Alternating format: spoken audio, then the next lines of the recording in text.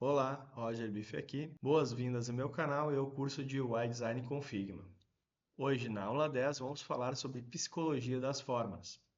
Todos os objetos visuais podem ser analisados em termos de forma. Por exemplo, uma casa pode ser percebida como um retângulo com um triângulo no topo e o Sol é frequentemente representado como um círculo com linhas ao seu redor. Aqui a gente poderia dizer que é um Sol e aqui uma casinha, fica subentendido. As pessoas nem sempre percebem quais figuras e formas as cercam, mas elas têm um grande impacto em nossa consciência e comportamento. A ciência que estuda a influência das formas nas pessoas é conhecida como psicologia das formas.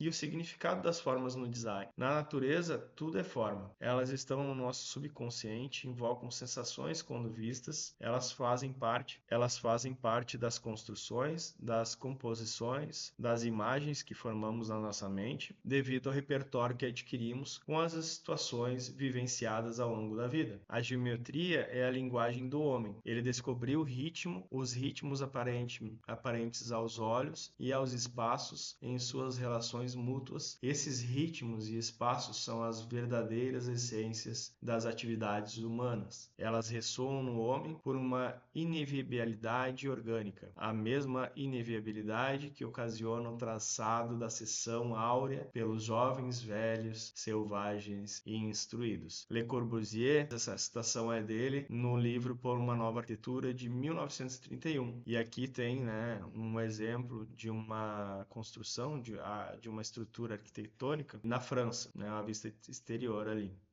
As formas estão em tudo. E as formas no design seguem algumas funções. As formas seguem uma função na medida em que compreendermos que elas têm um significado na sua aplicação. Nenhuma forma está por acaso. Ela desempenha um papel, ela é criada por alguma motivação. Então, no design, em qualquer uma das disciplinas, sempre existe uma função na escolha do mais pequeno elemento que fará parte da composição visual ou de um objeto. Um botão, por exemplo, em sua grande maioria é redondo quando pode ser apertado ou girado. As interfaces, muito antes de serem digitais, elas eram analógicas, físicas. Então, quando nós tínhamos uns botões redondos, muitas vezes eles eram para apertar ou para girar. Da mesma forma, nós podemos ter botões quadrados, nós podemos ter botões, né, que eram para puxar um afogador de um carro, que antigamente tinham os carros com afogadores e tinha que puxar o botão. Então, dependendo da sua função, ou dispositivo, a forma dele pode identificar. No próprio livro que está aqui atrás de mim, o design do dia a dia de Don Norman, ele diz, né, que as portas de Norman tinham funções, aonde quando tinha uma maçaneta ela poderia ser puxada. Quando ela era só empurrada, ela podia ter uma placa. Mas e quando tinha uma maçaneta ela era empurrada, enfim, causava confusão. Então por isso que as formas elas têm seus significados. E a forma quadrada e retangular. Agora a gente vai entrar na questão da psicologia, né, das formas. A forma quadrada e retangular, acredita-se que essas duas formas sejam mais comumente usadas. As linhas retas e os ângulos retos proporcionam uma sensação de confiabilidade e segurança. As pessoas associam fortemente quadrados e retângulos a edifícios, razão pela qual traz o sentimento de confiança e autoridade. Alguns significados comuns, como disciplina, força, coragem, segurança e confiabilidade. O símbolo do American Express tem essas linhas retas, né?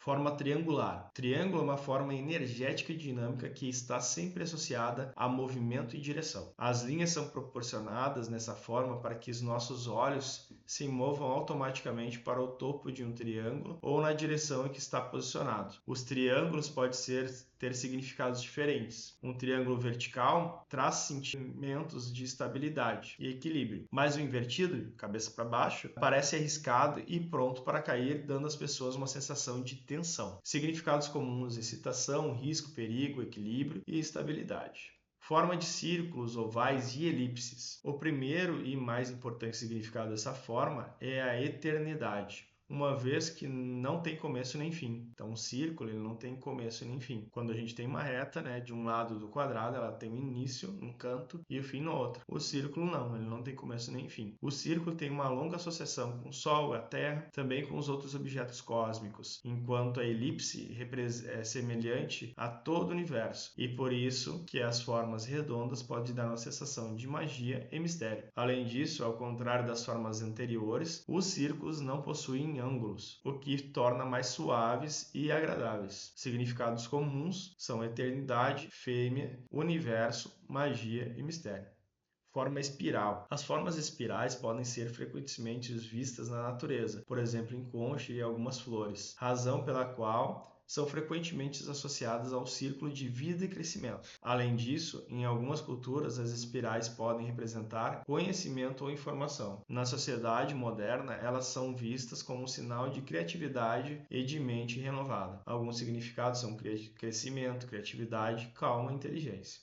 Formas naturais ou orgânicas. Todas as coisas criadas pela Mãe Natureza têm um formato único. Folhas, árvores, as flores, animais e muitos outros representantes da flora e da fauna tornam-se fonte de inspiração para artistas e designers. As formas naturais têm significados claros das plantas e animais que simbolizam, muitas vezes trazem uma sensação de refrescância e unidade com o ambiente natural. Alguns significados comuns são originalidade, orgânico, equilíbrio e refresco. Formas naturais e orgânicas, elas trazem muitas vezes essa questão aí de equilíbrio, de refresco ou de ser orgânico, né?